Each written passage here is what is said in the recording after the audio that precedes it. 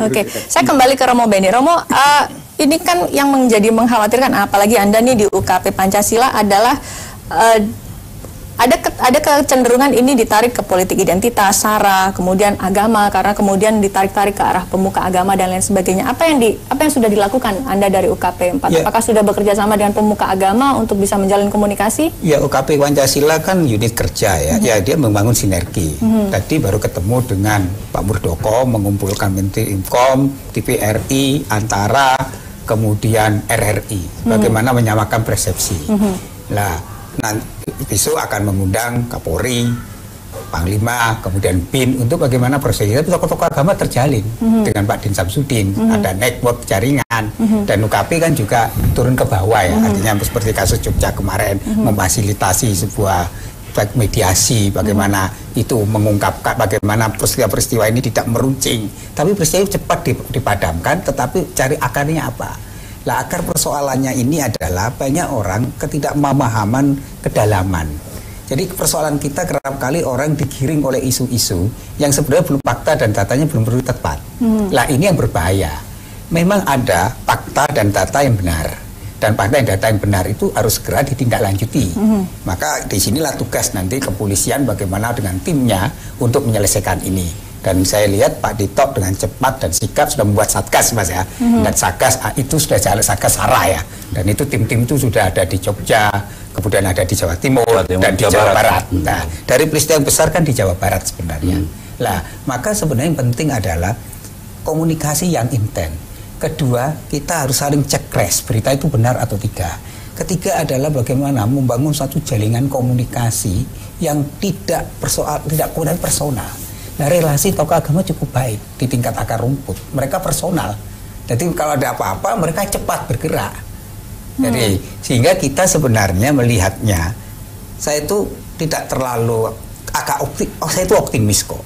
Bahwa kasus-kasus ini tidak akan meretakkan relasi hubungan. Pertama, memang ini menjadi pemberitaan hebat, ya. Tapi semakin pemberitaan itu semakin hebat biasanya, semakin keseriusan penanganan kan semakin dituntut kan. Jadi sebenarnya itu yang positifnya. Jadi kita berharap memang kasus-kasus ini segera supaya apa?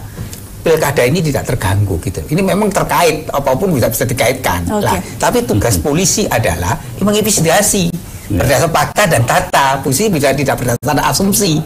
Lah, kalau yang makanya kita berharap para tokoh-tokoh itu juga bijak dalam memberi komentar, tidak masuk ke dalam perangkap-perangkap kepentingan gitu loh. Nah, ini yang terjadi dan saya rasa selama ini pemberitaannya positif dalam pengertian para tokoh itu juga paham persoalan, kemudian tidak ada mereka mencoba untuk meredam dan berupaya sekuat tenaga untuk menjelaskan peristiwa ini. Contoh di Jogja muncul yaitu budaya pengampunan.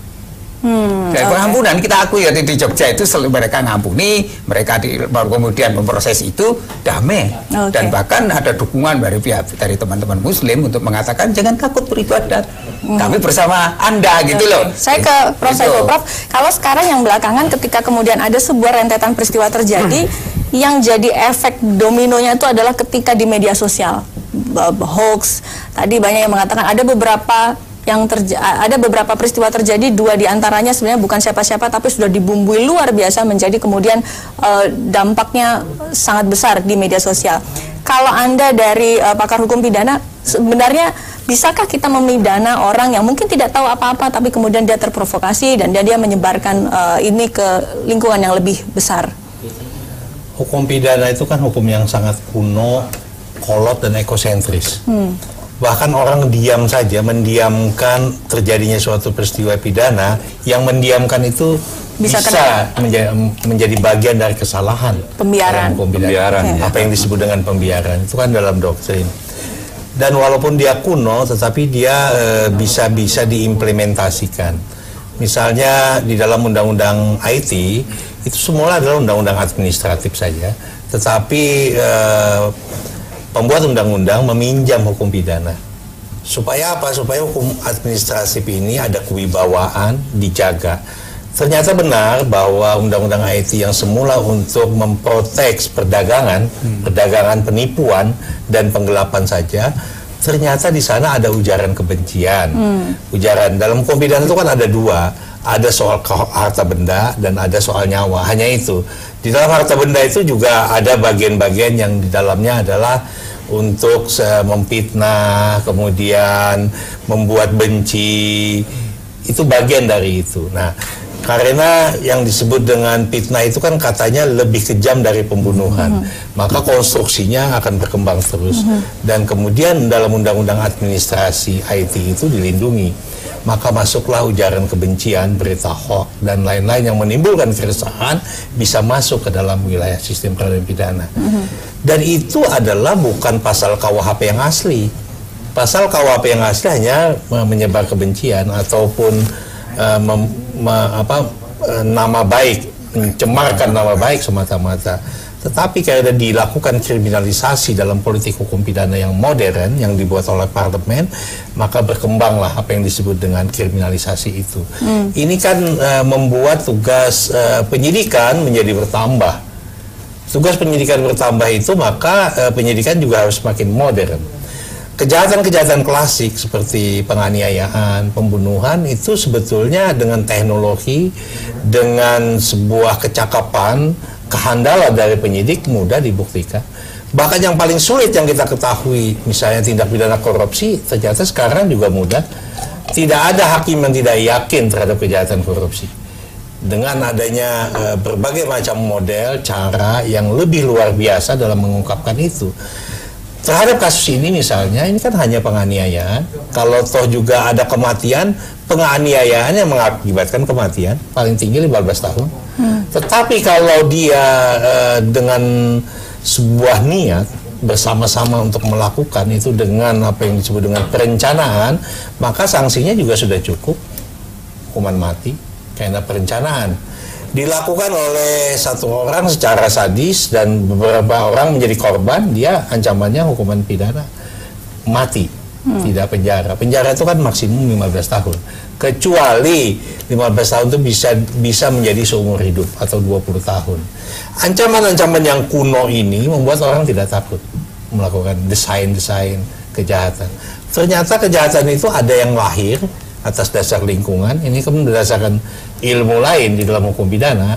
Karena hukum pidana itu nggak bisa sendirian, dia dibantu oleh psikiatri, psikolog, kemudian antropolog, kemudian ilmu-ilmu sosial lainnya, bahkan dengan ilmu-ilmu eksak sekalipun untuk bisa mengungkapkan. Karena kejahatan itu kalau tidak diungkapkan maka menjadi statistik hitam. Negara kita akan rugi di mata dunia internasional karena tidak bisa mengungkapkan. Hanya orang gila kalau tidak bisa mengungkapkan. Walaupun hukum pidana kuno yang saya sampaikan tadi itu ada dua doktrin, ada alasan penghapus dan alasan pemaaf. Kalau alasan penghapus satu-satunya orang gila. Jadi kalau ada orang gila melakukan kejahatan dihapuskan, lalu diserahkan ke ilmu lain, yakni psikolog, psikiatri, lalu di treatment di rumah sakit jiwa. Tapi kalau alasannya adalah pemaaf, misalnya not where exist, karena dia membela diri lalu dia melakukan pembunuhan, maka dibawa ke pengadilan karena dia normal. Dibawa ke pengadilan, kemudian hakim memberikan penilaian atas bukti-bukti yang dibawa oleh jaksa dan dikumpulkan oleh penyidik. Itu kan sesuai dengan sistem peradilan pidana kita, dan hakim yakin bahwa itu not where exist, dibebaskan. Mestinya kalau menurut saya dalam hukum pidana yang akan modern besok itu, atau dimulai dari proses penyidikan, jangan kemudian pasal 44 itu menjadi justifikasi. Maka penyidik harus keluar dari koridor itu. Ini harus bisa dipertanggungjawabkan. Untuk apa? Bukan hanya dia orang gila pelakunya, apakah ada kemungkinan-kemungkinan apa yang disebut dengan pasal 55 KUHP, yakni aktor intelektual, kemudian pelakunya, dan kemudian memberikan sarana prasarana. Kalau 3 parameter ini diungkapkan, maka bisa saja di situ ada yang namanya desain politik. Ada yang berkaitan dengan pemilu kada atau pemilu presiden, ada yang berkaitan dengan identitas, dan sebagainya. Karena orang sekarang kan mencari perhatian, dan perhatian itu tujuannya kan ke media sosial supaya meluas. Kalau sudah meluas orang ketakutan.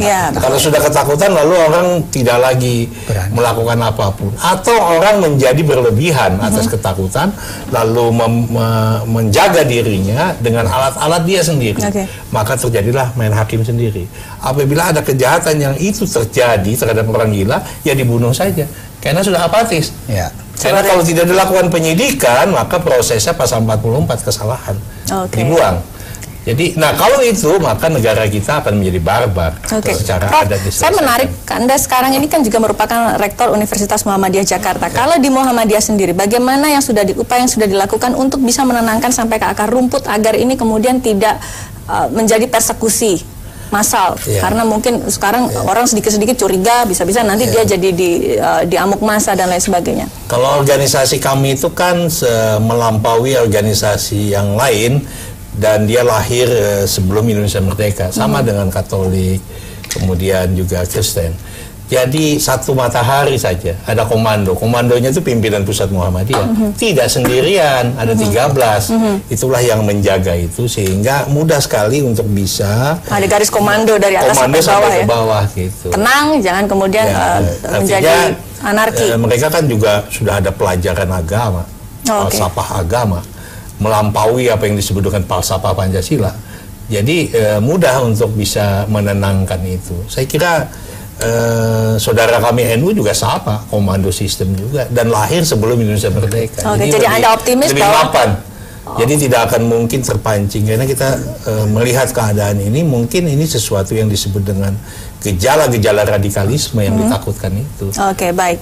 Kita akan kembali saudara sesaat lagi terkait dengan apabila ini tidak segera diselesaikan, sebenarnya dampak apa yang paling dikhawatirkan mempengaruhi masyarakat kita. Tetap bersama kami.